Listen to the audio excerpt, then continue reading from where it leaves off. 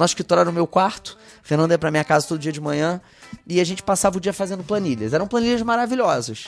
Elas falavam, elas riam, elas brincavam, elas apontavam números bilionários de resultado em pouco tempo. Tudo era muito fácil na planilha e no PowerPoint. E eu me orgulhava muito das macros que eu fazia, né? E um dia o meu pai chegou no quarto, falou, pô, que legal que vocês estão fazendo aí. Eu falei, cara, tô fazendo aqui uma planilha, um business case, né? Essas palavras bonitas. E ele falou, pô, que legal, deixa eu ver esse business case aí, né? Aí eu mostrei a minha macro e tal, ele olhou. Bonita, né? Muito legal. Sabe o que você faz com essa planilha, meu filho? É impublicável, não vou falar o que ele mandou fazer com a planilha. Mas ele me andou dizendo assim, cara, ó, vai pra rua, vender, fazer produto, comunicar. Quando vocês dois não souberem mais de onde está vindo o pedido, vocês contratam um consultor para fazer essa planilha. Agora vocês levantam a bunda da cadeira, vai lá e faz.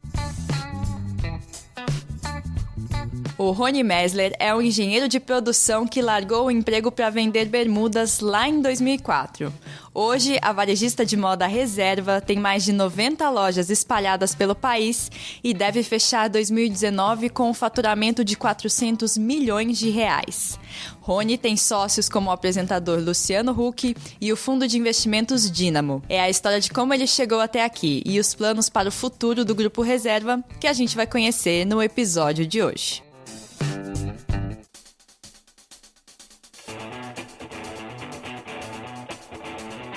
Este é o Do Zero ao Topo, um podcast que conta a história dos empreendedores e empresários por trás das maiores empresas do país.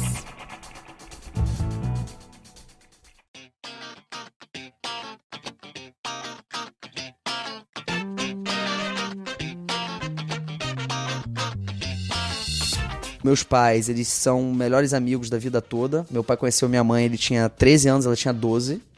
E desde então estão juntos. O meu pai, ele, na infância dele, o pai dele tinha muita grana. E aos 18 anos ele perdeu tudo. E eles foram morar em Israel. E ele foi carregar mala em hotel pra pagar os estudos. E a lição que eu sempre recebi em casa do meu pai e da minha mãe nesse sentido é que isso foi a melhor coisa que podia ter acontecido na vida deles. Porque eles aprenderam o valor do trabalho, o valor do esforço, né? E do mérito pelo próprio trabalho, né? Uhum. E eu acho que isso tá muito na minha história empreendedora e na história da marca. Enfim, aí o fruto não cai muito longe do pé. Eu me casei com a melhor amiga da minha vida toda. Eu conheci a Anne, eu tinha 15 anos, ela tinha 13 anos. Só que diferente dos meus pais, a gente não começou a namorar, a gente foi melhor amigo. Pessoas falam que não acreditam em amizade homem e mulher, eles estão certos, porque a gente casou, né?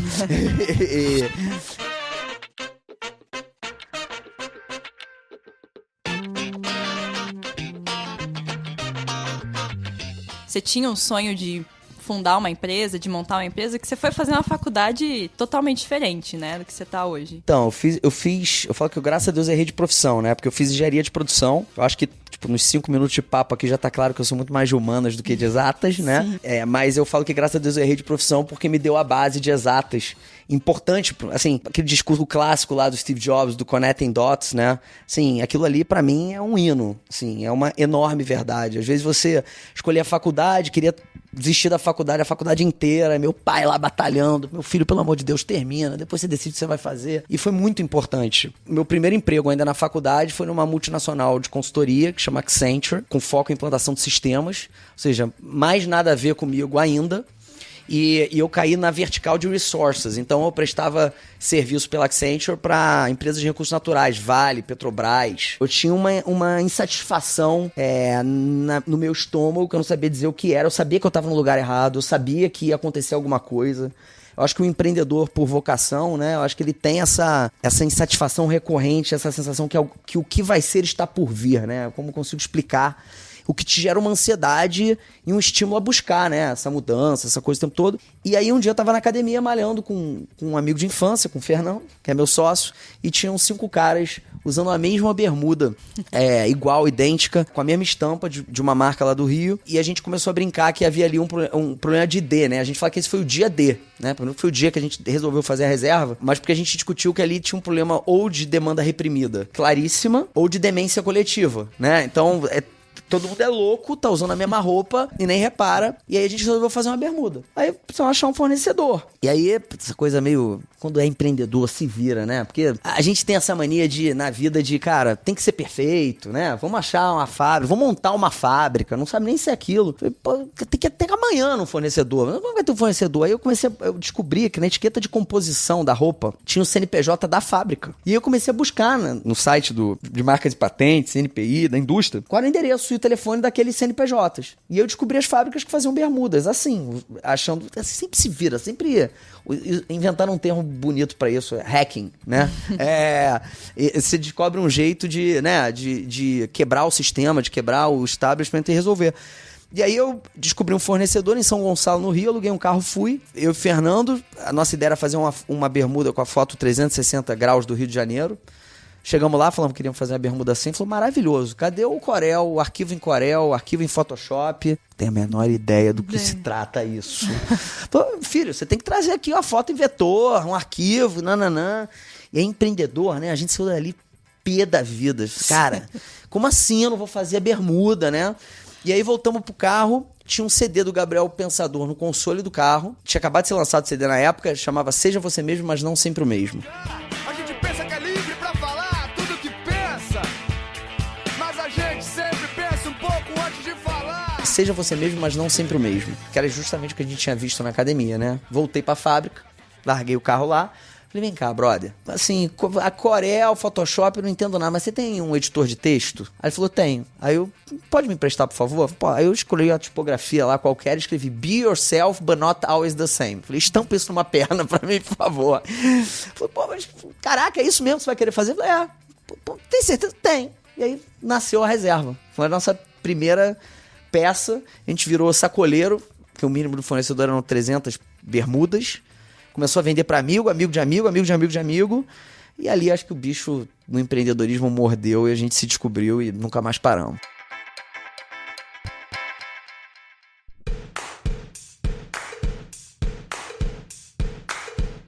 A gente virou sacoleiro pros nossos amigos.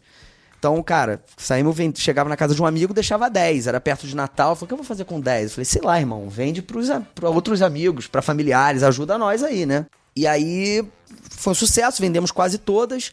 Aí virou o ano, veio o carnaval. Na época a gente estava indo no posto 10, na Praia do Rio. Quando a gente chegou lá, tava, era amigo de amigo, amigo de amigo de amigo. O feitiço virou contra o feiticeiro, que tava a praia inteira com a mesma bermuda.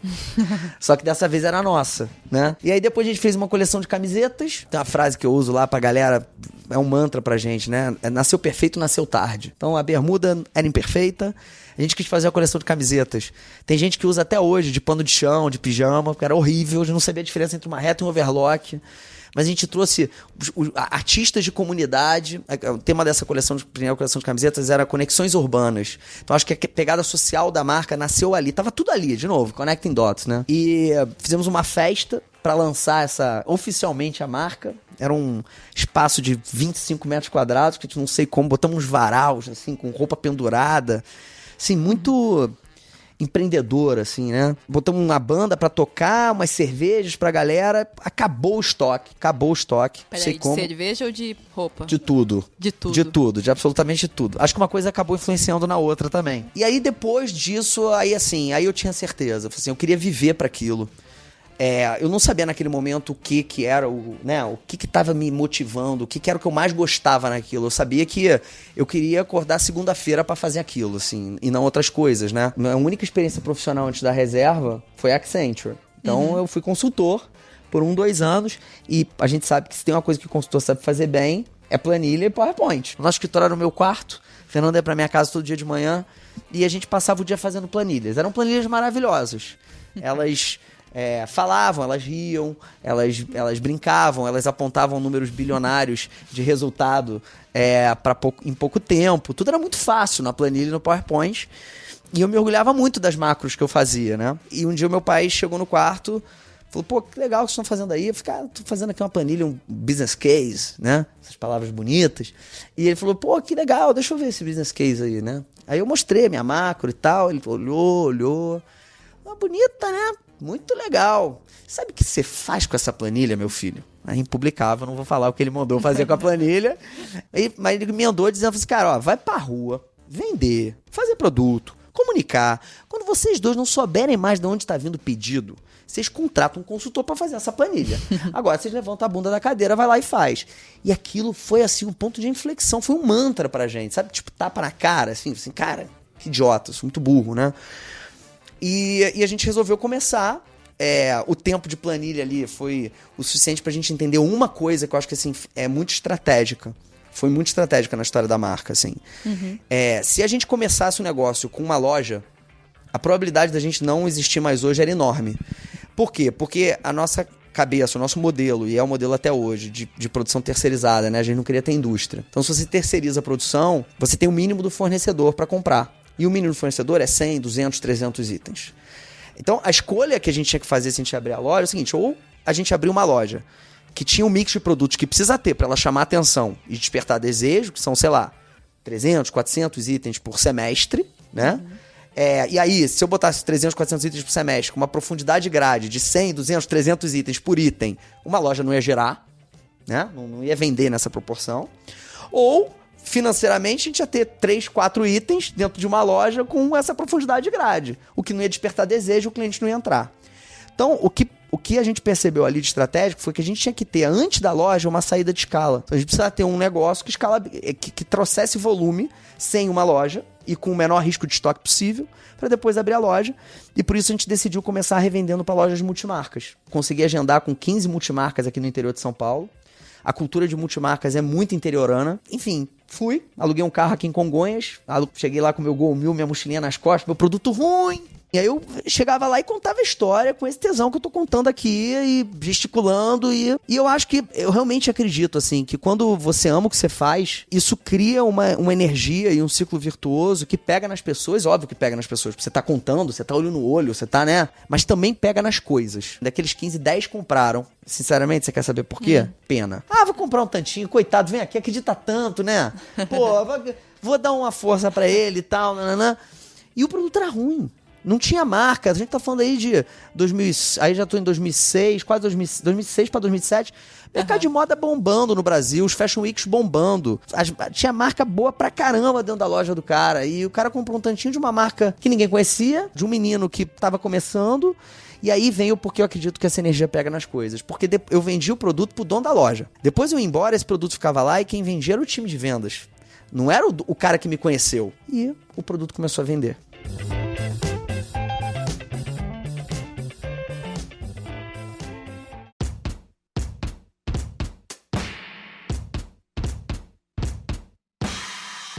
Foram duas decisões muito importantes, assim, que eu acho que foram as mais importantes da marca. Primeiro, o partnership. Muito cedo a gente criou o partnership. Então, o programa de notáveis são hoje 24 sócios que vieram da operação. Todos começaram ali Todos dentro. Começaram na operação. E no ano 3 já tinha o partnership, tá? Então, no ano 3? No ano 3, tá? Tem 10 anos o partnership, o programa de notáveis. Então, acho que isso foi fundamental. E a segunda decisão foi começar por multimarcas. E a multimarcas, ele é um negócio que tem margem mais baixa, mas é um negócio de capilaridade continental, porque o Brasil é um país continental, e é um cash cow, porque você compra a mercadoria do fornecedor já vendida, então você recebe o dinheiro antes de você pagar. Isso faz caixa. Então toda a nossa expansão em varejo foi feita com caixa gerado no negócio de multimarcas. A expansão dos 5 primeiros anos. E com o dinheiro desse começo por multimarcas, a gente achou um ponto para abrir em Ipanema. Era um ponto de 30 metros quadrados, na rua Maria Quitéria, a nossa loja até hoje. Contratamos, na época, um escritório de arquitetura no Rio, e o briefing pro arquiteto era assim, cara, isso aqui é a nossa casa. E por conta disso, a gente botou uma geladeira vintage vermelha dentro da loja e tinha cerveja liberada, porque uns amigos nossos, o Tiago e o Dório, tinham acabado de montar uma cervejaria que chamava Devassa, e a gente brinca que o negócio era tão novo que tinha cerveja azeda. Às vezes a gente servia a cerveja, tava azeda. Eu nunca comprei a cerveja azeda, né?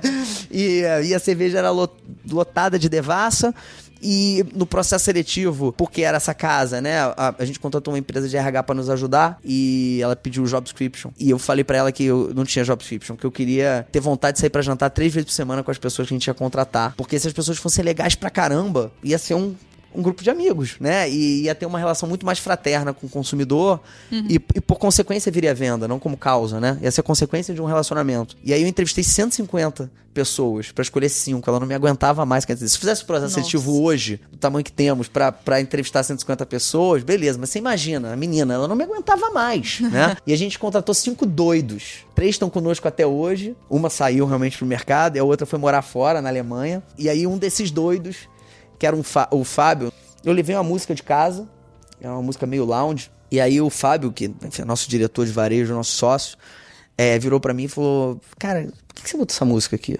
Aí eu fiquei chateado, assim, cara, você não gostou da minha música e tal? E ele falou, não, é porque, cara, eu não gostei, acho horrível. E eu acho que a gente deveria botar música eletrônica aqui. A gente tá falando de música eletrônica em 2006. Assim, tava nascendo a cena eletrônica no Brasil. Eu falei, sabe o que é? Eu falei, é uma coisa meio batistaca, né? Eu falei, mas por que você quer? Porque eu acho que vai ditar o ritmo do salão. Eu falei, não, bota aí. Aí entrou a primeira cliente de manhã, ele já foi dançando. Oi, tudo bem? Bom dia, dançando pra ela, né? E, quer uma cervejinha? Não quero, então, pum, deu uma cervejinha. E eu olhando atrás do balcão, daqui a pouco ela já tava mexendo com a cabeça assim, dançando, né? Aí, pô, tu quer experimentar, tal, experimenta a roupa, foi pro provador, experimentou, voltou pro salão de vendas e começou a vender assim. Eu falei, cara, aí passou assim alguns anos, eu fui fazer uma palestra em algum lugar, alguém levantou a mão lá atrás, falou assim, poxa, vocês são muito visionários, vocês foram os primeiros a botar a música eletrônica na loja de vocês. Aí eu falei, desculpa, não é uma questão de visão, é uma questão de audição, né? Eu escutei o que o cara falou, né? E demos liberdade pra mudar. E aí, nessa lógica, quando a gente terminou de contratar esses 5 caras, eram 2 meninas e 3 meninos. A menina do RH, ela queria dar um treinamento pra essa galera. E eu perguntei qual era o treinamento. Era um treinamento que comumente era dado no varejo. Eu tinha uma percepção, tenho até hoje. Vou fazer um advocacy aqui. Vendedor nesse país e vendedora nesse país tem vergonha de ser vendedor ou vendedora. O vendedor ou vendedora nesse país, quando trabalha em loja, fala que trabalha pra marca, sócio da marca. Nunca fala que é vendedor. Eu sou vendedor. Eu tô aqui hoje vendendo.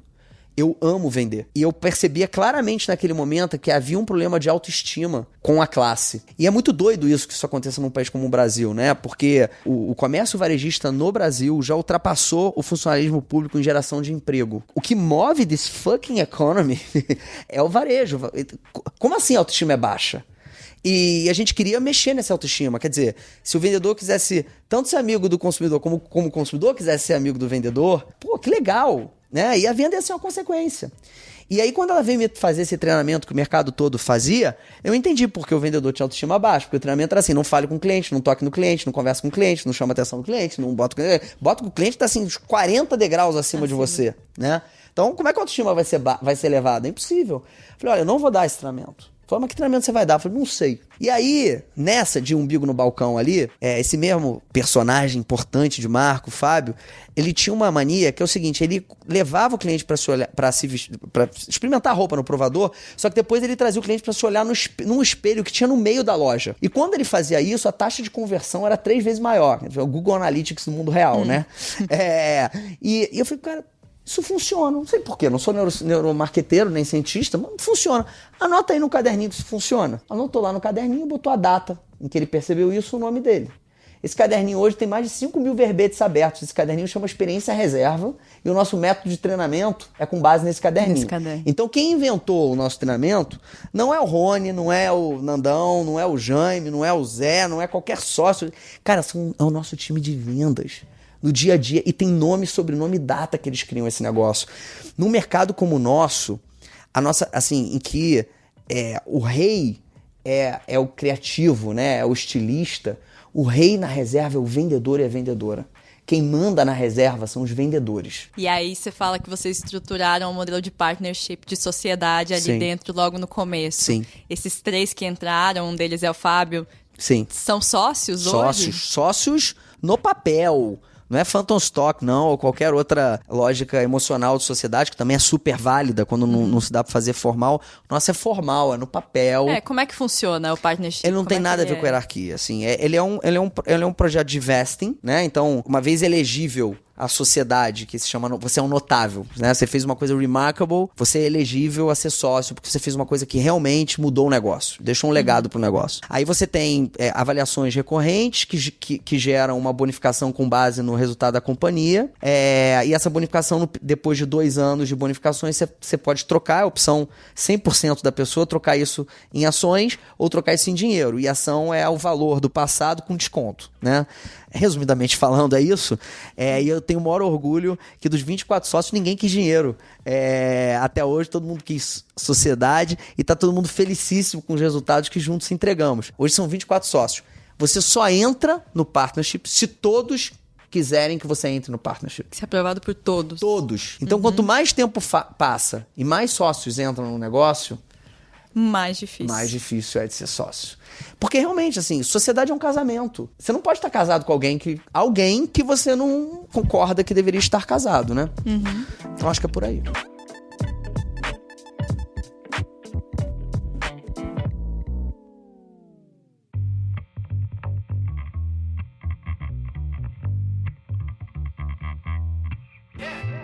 E além desses 24 sócios, vocês têm sócios notáveis aí. Um deles é o Luciano Huck, né? Sim.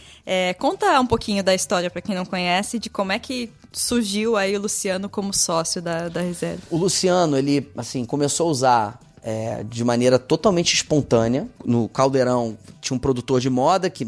As pessoas não sabem, mas eles vão no shopping, selecionam as roupas para cada um dos programas e tal, compram, e os apresentadores e artistas usam isso, esse produto na televisão. E o Luciano começou a usar a marca assim, e ele gostou da marca e começou a usar, assim, recorrentemente por quase 2 anos. E aí teve um quadro no Caldeirão, que na época o Palito era o diretor do Caldeirão, eu não conhecia o Luciano pessoalmente, e o Palito me ligou e falou assim, cara, a gente vai reformar uma escola de surf no Arpoador, e a gente queria montar uma lojinha de surf lá. Vocês não querem criar uma marca de moda pra eles? E doam o primeiro estoque e tal, nananã. E a gente fez, ficou um barato a coleção. E no final do programa ficou tão legal que a gente se falou. E aí eu falei, pô, cara, que legal que vocês fizeram, vamos se conhecer, vamos tomar um café e tal. E a gente se encontrou, se deu super bem.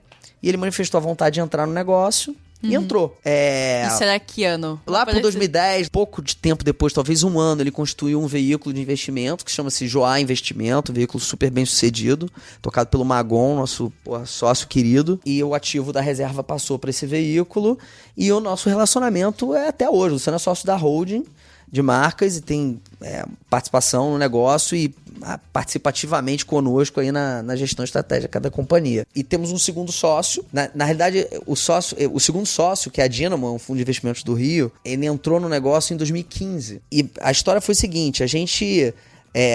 o Cristo Redentor ele já estava de cabeça para baixo. E a gente havia crescido com lojas muito pequenas.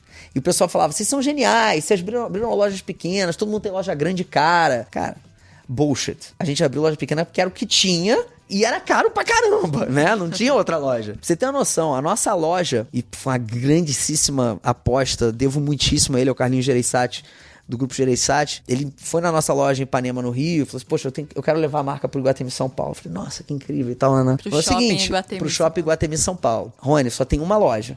Você tem que pegar. A loja tinha 18 metros quadrados. Nossa. E não tinha estoque na loja.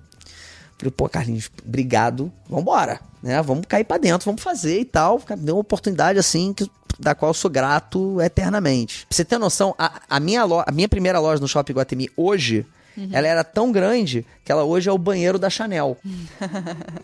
É mesmo, ela é o banheiro da Chanel, né? Quando a gente saiu de lá e mudou de ponto pro ponto atual, a Chanel entrou no shopping, eles pegaram a loja e é onde fica o banheiro da Chanel. E aí, em 2014 para 2015, a gente começou a perceber que o mercado ia começar a ir mal, que possivelmente iam ter boas oportunidades nos shoppings pra gente migrar pra pontos maiores. E a gente precisa monetizar a companhia pra fazer isso o mais rápido possível. A gente começou a cogitar a possibilidade de botar dinheiro no negócio, do próprio bolso. A consolidação no mercado da moda não tinha dado muito certo. A gente não acreditava na visão da coisa até aquele momento. E a gente falou assim, cara, vamos fazer a gente e vambora, porque eu acho que vai ter oportunidade. E aí, nesse in-between, um amigo de infância me liga e fala assim, pô, Roninho, eu tô querendo te apresentar a turma da Dynamo aqui no Rio. Eu falei, pô, Fabinho, acho eles legais pra caramba e tal, mas, cara, eu não... Estamos focados aqui. Eu falei, cara, eu tô pedindo, vai por mim, sabe, amigo? Cara, o pedido é uma ordem, vambora, né? E eu adorei os caras, assim, porque a minha visão era que, assim, normalmente, comumente, né, a lógica do mercado é o prazo de saída, né? Você tem um prazo de saída de 5 anos. E, de novo, o nosso negócio é a maratona, não é corrida curta. E eu não queria desalinhamento de interesse na sociedade, né? Eu não queria um sócio que pensasse em 5 anos enquanto a gente tá pensando em 15, 20. E aí eu falei, cara, não posso encontrar um fundo que tenha esse pensamento. A primeira frase que a gente escuta lá é que, cara, a gente não necessariamente tem um prazo de saída, a gente acredita em coisas a longo prazo e tal, não temos uma oportunidade aqui de investimento. Gostei dos caras pra caramba, sim, e a gente começou a conversa e acabou. Começou essa conversa no começo de 2014, final de 2015, a gente assinou com a Dynamo e a Dynamo entrou pro negócio. É nossa sócia maravilhosa até hoje. Pô, graças a Deus eu dei sorte com sócio.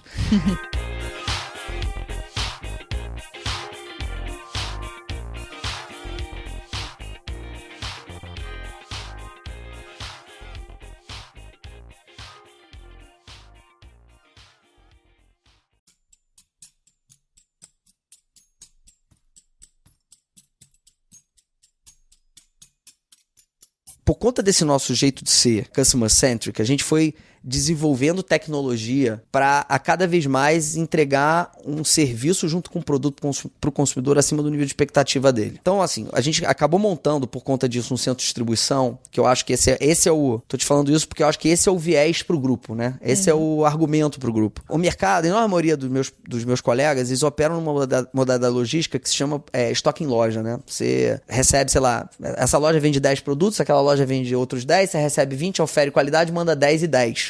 10 para uma, 10 para outra. Mas pode ser que essa camisa venda tudo nesse e nada naquele. Como é que eu faço? Eu transfiro mercadoria. O vendedor lembra de transferir mercadoria em 2% das ocasiões. O que acontece é quebra. Você perde a venda porque o consumidor não encontra aquele produto. Então, a gente acreditava num modelo que se chama push and pull. A única varejista no Brasil que eu saiba que opera esse modelo hoje é a Renner. É um grande varejista. No meu segmento, ninguém operava. Quando a gente começou a operar, nem a Renner operava, inclusive. Que é o seguinte, você pede as mesmas 20 camisas, ofere a qualidade, só que você manda 3 e 2. Para uma loja, você tem um WMS, que nós desenvolvemos dentro de casa com algoritmo proprietário, que lê a venda e repõe automaticamente no centro de distribuição com base em venda. O varejo que mais vende não é necessariamente o varejo que coloca mais gente para dentro. O varejo que mais vende é também aquele que menos perde venda por falta de estoque. Não adianta você botar muita gente para dentro. Varejo vestuário, em outros segmentos de mercado, sei lá, você tem um saco de arroz no supermercado. Se você tem um, você tem um. No meu segmento, se eu tenho um, eu não tenho nenhum, porque eu posso ter uma camisa GG só. Né? Aí eu vou ter que tirar ela do salão de vendas, porque senão muita gente vai querer, muita gente quer P, quer M, quer G, vai querer e não vai ter. Então, o sistema Push and Pull, ele nos permitiu ter o estoque certo, no lugar certo, na hora certa, com a maior probabilidade possível. E quando nós fizemos isso, as pessoas falam muito de multicanalidade, hoje de omnichannel e tal. Omnichannel, na minha concepção, não é um iPad na ponta, dentro da loja. Omnichannel é a visão de estoque único. Porque quem se tornou omni não foi o varejo, quem se tornou omni foi o consumidor com o celular. Ele tá em tudo quanto é lugar. Então, se ele tá na minha loja, se ele tá na casa dele, se ele tá na faculdade, se ele tá na escola, se ele tá no trabalho, ele tem que olhar para a reserva digitalmente e o estoque tem que estar num lugar só, porque para ele pouco importa se essa camisa vai sair da loja do Iguatemi São Paulo, da loja do Shopping Leblon ou do meu centro de distribuição. Ele só quer receber a camisa, né? Sim. E a mesma coisa se eu tô dentro de uma loja e essa loja não tem essa camisa e porventura alguma outra loja tem, o meu CD tem, pro cliente pouco importa, o que ele quer é receber essa camisa. Então o estoque tem que estar, quanto mais consolidado num lugar só, a visão do estoque, maior a multicanalidade dessa marca. Porque o nosso sistema logístico era o push and pull, o estoque tinha que estar centralizado, porque eu não tinha as 20 nas lojas, eu tinha 5 nas lojas com 17 no negócio. Quando vocês começaram a implementar Foi 2009. 2009, faz bastante tempo. Faz muito tempo. 2009. E quando a gente fez isso, só depois que nós fizemos isso, que nós abrimos o nosso e-commerce. Porque e-commerce, no meu segmento de mercado, e eu acho que até nos grandes hoje, primeira pergunta que o varejista faz um pronto, o seu e-commerce já é a sua loja que mais vende? Isso me dá urticária, porque o e-commerce não é uma loja, o e-commerce é canal, o e-commerce é logística, é o centro de distribuição o e-commerce. Então, como o nosso e-commerce, e por isso a gente demorou para subir, porque você fala, subiu o e-commerce em 2010, uma marca jovem, de alma jovem como a nossa, demoramos. Por quê? Porque a gente queria consolidar o estoque antes. Quando a gente subiu o e-commerce e plugou o e-commerce no estoque central, com a visão única de todas as lojas, né? E foi todo o investimento de tecnologia que a gente fez para isso, o e-commerce ela já nasceu faturando muito. Hoje a gente vende internet, 15% do nosso faturamento em varejo. O que a gente se escuta por aí é 5%, 6%, 7%, né? E as lojas, elas têm acesso a esse mesmo estoque das outras lojas e do e-commerce. Isso desde 2009. Então a questão da multicanalidade faz parte da cultura da companhia. Não é um modismo, que porque tá todo mundo fazendo, e a gente não entende muito bem porquê, mas tem que fazer, né? E vamos fazer. Tenho um orgulho danado. São 13 anos de lucro. Né? A gente vê a nossa marca, é um negócio bootstrapping, a gente fez com R$3.000 meu e R$3.000 do Nandão, esse foi o nosso capital investido até hoje. Assim, é um negócio que chega esse ano, se Deus quiser, R$400 milhões, 13 anos de lucro, os últimos 5 anos que foi uma tragédia pro varejo, porque as pessoas pensam assim, ou você é diferente, ou você escala, ou você dá lucro, né? Isso é uma verdade que não necessariamente uma verdade que se tornou uma verdade, né? Os últimos 5 anos, a gente entregou de Same Store Sale Grow na rede de lojas 20% ao ano, ou seja, sem abertura de novas lojas, isso é eficiência pura, né? Há 5 anos atrás a gente faturava 150 milhões talvez, a gente quase que triplicou o negócio com capital totalmente próprio, fazendo lucro, entregando eficiência loja a loja.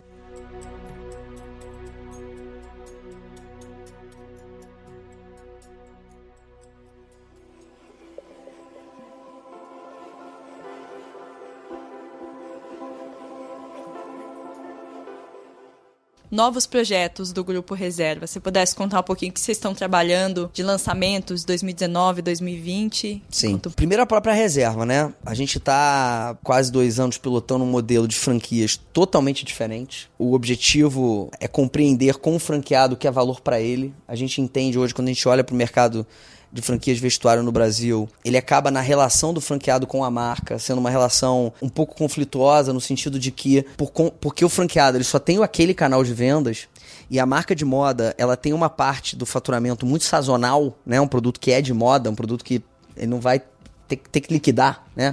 O conflito mora aí, porque, se eu não tenho outro canal para escoar esse negócio, como é que eu vou ficar com esse negócio? E aí eu não quero comprar esse negócio, eu quero comprar só o básico. Então a gente ficou entendendo esse mercado, entendendo a dor desse consumidor, para montar um modelo de franquia que resolvesse isso. Eu não posso falar muito sobre como vai ser esse modelo, mas ele vai resolver brilhantemente. Nós dividimos os times de estilo. Então, isso faz com que as lojas próprias que são concentradas no centro vão ter um mix específico e regionalizado. E as franquias, a gente vai crescer em regiões periféricas, interior de estados, né? Onde, pra gente, ou logisticamente ou operacionalmente, é mais complexo abrir uma loja própria. Elas vão ter um outro mix, de acordo com aquele ecossistema, com aquela regionalidade, inclusive com o PIB. Isso faz com que esse produto ele seja mais democrático em termos de preço para essas regiões. Então, a gente tem um desafio lindo aí para os próximos 3, 5 anos de crescer a marca a nível nacional com um produto que ele vai ser um pouco mais popular em termos de preço.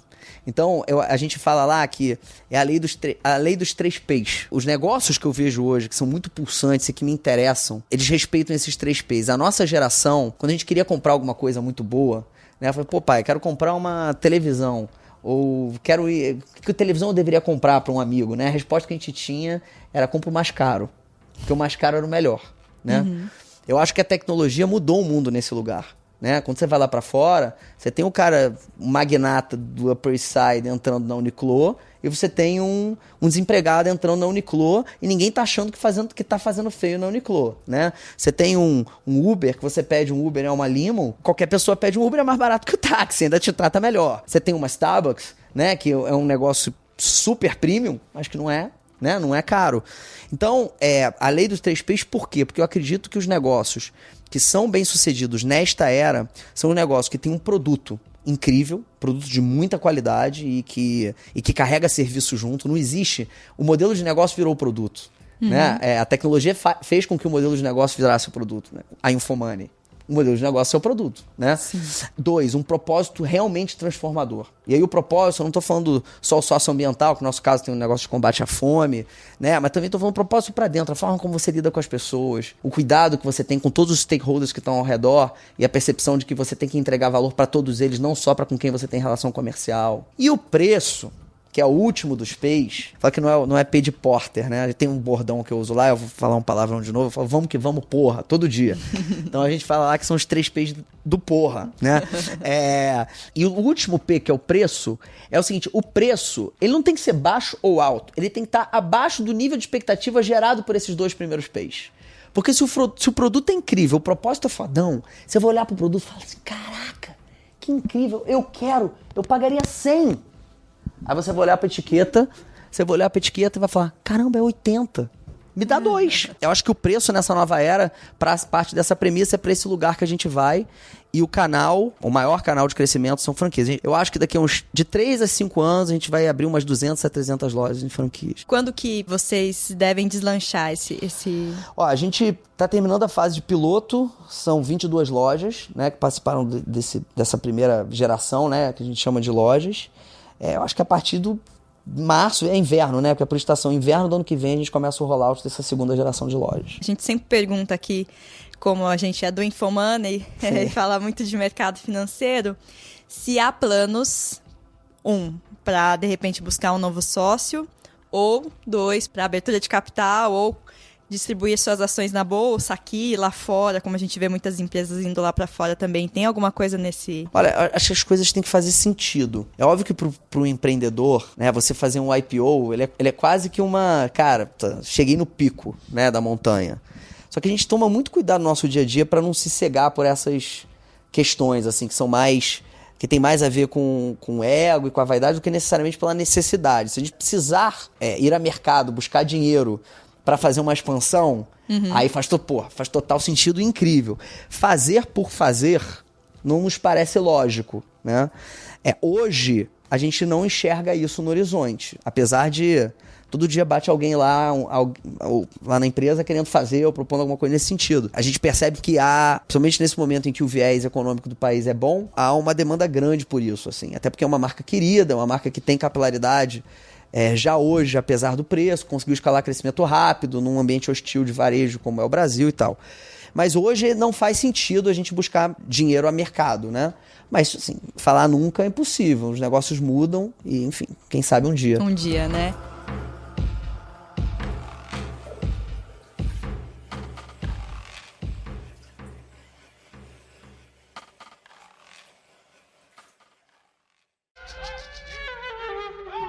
Qual que foi o momento, você como empreendedor, empresário, profissional, que foi o mais difícil para você? Tem algum que você lembra que, putz, esse eu pensei que eu não ia sair de lá, ou que ia dar errado? Teve algum período assim? Tiveram vários, assim. O próprio negócio, a gente fala que de transformar limão em limonada, né? A gente, no meio do caminho, a gente montou, além da sociedade na holding, a gente montou uma nova empresa, que era uma nova marca em sociedade com o Luciano. Chamava-se Use Hulk. Era uma marca de camiseta, a gente lançava camisetas inspiradas em questões socioambientais e revertia uma parte do faturamento para essas questões. E o negócio foi muito, muito, muito bem sucedido, cresceu muito. E essa marca tinha um líder, que chama Pedro Cardoso. E não é o ator da Globo, é um homônimo. A gente fazia coleções com várias temáticas, uma delas era de carnaval, e a gente não botava a camiseta que a pessoa estava usando para fotografar. Como a gente imprimia on demand, a gente tinha fotos de modelos usando camisetas lisas, a gente aplicava no Photoshop a arte da camiseta e subia a camiseta. E numa coleção de carnaval, os designers viraram a noite aplicando artes em camisetas e, sem querer, eles aplicaram por engano uma arte de uma camiseta adulta numa foto de uma criança. Por motivos óbvios, eu não vou nem falar aqui o que a gente escreveu numa camiseta, mas era uma frase... Mas acho que esse caso é amplamente conhecido. A gente não pode falar aqui que foi aquela "vem em mim que eu tô facinho", Exatamente. Né? A gente escreveu uma camiseta, como você disse, numa camiseta de uma menininha, um erro crasso, horroroso. A camiseta não ficou no ar nem por 20 minutos, até o primeiro gritar e a gente perceber, a gente tirou do ar. Mas, enfim, o estrago estava feito na internet. Foi um tsunami, assim, uma coisa doida. Enfim, a decisão que a gente tomou, o negócio empregava 30 pessoas naquele momento. Era um negócio lucrativo, super bem sucedido, já tinha revertido quase R$500 mil para iniciativas socioambientais. E eu tive uma conversa com o Luciano e falei, Lu, cara, assim, é muito diferente da reserva. Óbvio que a reserva ela é associada à minha pessoa, mas é a reserva, não é Rony. Esse é o teu nome. Será que faz sentido a gente carregar um negócio com o teu nome por melhor sucedido? Ele falou, pô, cara, concordo irrestritamente. não faz nenhum sentido. Vamos encerrar esse negócio. E a gente decidiu por encerrar o negócio, o que em teoria seria um limão. Apanhamos enlouquecidamente na internet, com razão, né? Cometemos um erro absurdo. E aí, assim, decidimos terminar o negócio. Mole limão horroroso, 30 pessoas pra demitir, né? E aí o Pedro, que era o gestor do negócio, o cara é um cara tão foda, assim, tão incrível, que ele, no final, quando a gente encerrou tudo, né? As pessoas ainda estavam lá, falou assim, Rony, agora tá na hora de desligar as pessoas. Quanto eu te devo? Fico arrepiado até hoje de falar um negócio desse. E falei, cara, você não me deve nada. O que você precisa é se reinventar. O que você vai fazer aí pra esse negócio levantar de novo, né? E o Pedro começou, ele teve uma ideia brilhante. O Pedro começou a montar lojinha de camiseta pros sites de conteúdo, que era um canal de receita legal pra caramba, pra quem tava nascendo. Então a gente fez a loja do Sensacionalista, a gente fez a loja do Acelerados, a gente fez Desimpedidos, futebol. Você clicava lá, loja, você nem sabia, mas a loja tinha as camisetas e quem fazia tudo era a gente. Isso que a gente vai agora escalabilizar e deixar o consumidor final fazer, foi como o Pedro reinventou o negócio. Hoje esse negócio existe até hoje e ele opera num volume que é mais do que 5 vezes o que era o volume da Hulk. Né? Então, ele tinha que fazer o uso daquele maquinário que ele tinha pra Hulk e deu um jeito e transformou limão em limonada. Como é que foi lidar com essa crise? Porque a Reserva também tem outras histórias, digamos, de polêmicas, digamos, de como a marca se apresenta, de coleções. Como é que você vê todas essas críticas e como é que faz pra se impor diante disso? É a mesa de bar que eu falei. Assim, não existe... Sim, eu penso que não existe autenticidade com unanimidade concomitante, né? E é um ambiente muito empreendedor. As pessoas estão o tempo todo fazendo e testando. E nesse sentido, a gente, vez ou outra, se expõe. Né? O que a gente fala lá é que perfeitos a gente não vai ser nunca. Mas honesto a gente tem a obrigação de ser. Então, errou, fez cagada, pede desculpa, explica. Ah, não é todo mundo que vai entender. Mas aí a recorrência ao longo do tempo, de novo, é maratona. Não é tiro curto, né?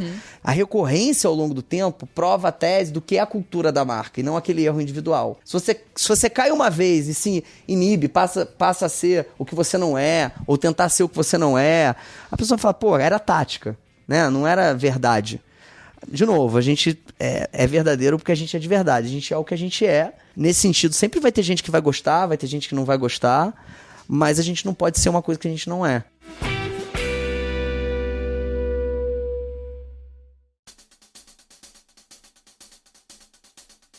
A gente fica por aqui, mas se você tem sugestões ou quer ouvir a história de algum empresário, é só mandar um e-mail pra gente no podcast@infomoney.com.br. Lembrando que tem episódio novo toda quarta-feira a partir das 6 da tarde.